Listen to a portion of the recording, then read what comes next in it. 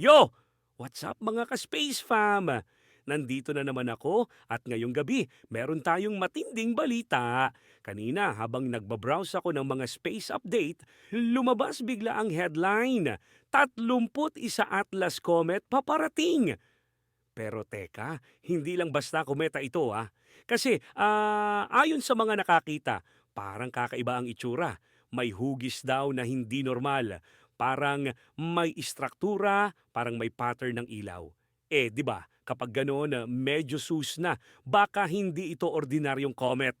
So ang tanong, alien spacecraft ba ito? Posibleng mothership na paparating sa Earth o baka naman ito na ang matagal nang hinihintay ng ilan, ang pagbabalik ni Kristo. May nagsasabi nga baka doon siya nakasakay at bababa siya sakay ng liwanag ng kometa. Isipin niyo kung totoo to, dalawang posibilidad ang dala. First contact ng mga alien para sabihing, "Hey Earthlings, nandito na kami."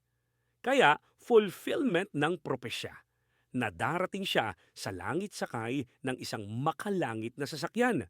Ako, personally, kinakabahan at na-excite din. Kasi kung alien to, panigurado headline sa buong mundo. Pero kung si Kristo, ibang level na to mga kaibigan, ibig sabihin game over na sa kasamaan. At simula na ng bagong yugto para sa sangkatauhan. So mga kababayan, anong tingin nyo? Alien ba o divine?